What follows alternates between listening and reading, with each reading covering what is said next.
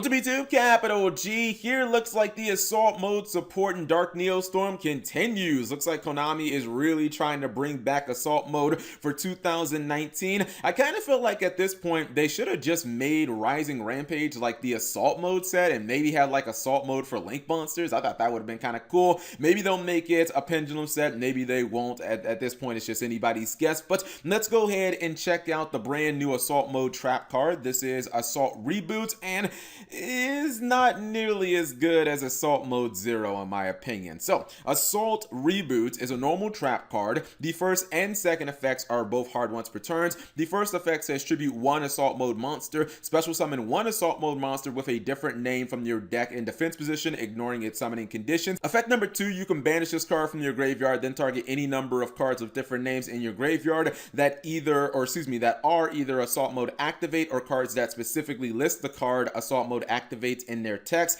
except Assault Reboot, shuffle them into your deck. Alright, so the second effect is fine. Basically just kind of a way of recovering your Assault Mode cards so that you don't run out of them. You don't have any draws attached, which would have been nice, but whatever, the second effect is okay. I actually have 3 major problems with this card, and overall I don't think that this card is very good. And by the way, it has nothing to do, like I have no problems with this card being a trap. It's not that this card is too slow. This card honestly feels like it just misses so many opportunities, and it really feels like it was designed by someone who has no idea how the assault mode, I guess, mechanic works, right? So my first major problem with Assault Reboot is that you have to tribute an assault mode monster just to activate the effect, and I don't even care about getting wrecked by Ash Blossom or something like that. It's the fact that you have to tribute the monster specifically. It feels incredibly counterproductive. If you don't know, assault mode monsters, when they're destroyed, they will actually summon back the corresponding synchro monster from your graveyard. So if your opponent does destroy your assault mode monster, one of the best things about them was the fact that you got a replacement monster from your grave. It was a nice little consolation prize,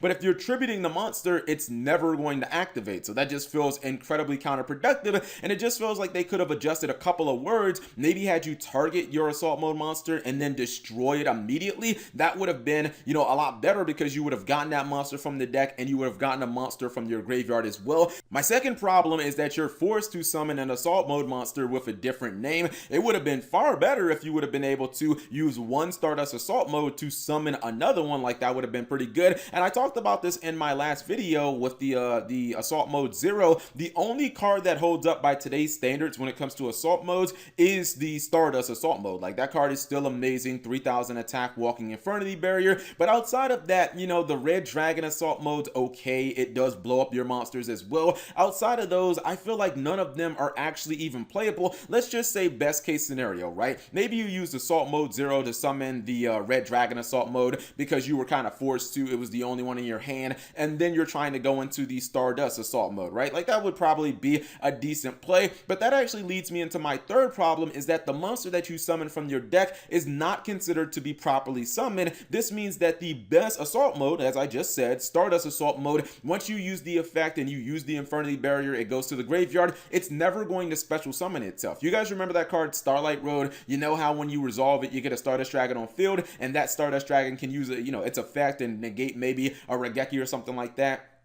your opponent throws at you. Well, we all know that the Stardust Dragon doesn't come back from the graveyard because it's not considered to be properly summoned. This is going to work the same exact way. So it feels like, not only are you forced to kind of a lot of times give up the best assault mode monster and go for crappy ones that you don't even want to run to begin with, but even if you do happen to summon the best assault mode monster, Stardust, off of this, you're only going to be able to use it one time, and then you have to use the second effect to, I guess, shuffle it back into your deck in. Hopefully you can properly summon it. Overall, Assault Reboot just feels like it misses the mark in so many different ways. I think that this card is really disappointing legacy support. It should have destroyed the monster, not tributed it. It should have also just like properly summoned the monster, and it should have let you summon another copy of the monster that you're giving up, because I still believe that if you've got double copies of Stardust Assault Mode, you can probably beat a lot of meta decks today, because that card is still incredibly strong. But whatever you guys think of Assault Reboot, leave it in the comment section below. Thank you guys for watching. As always, subscribe if you have not already.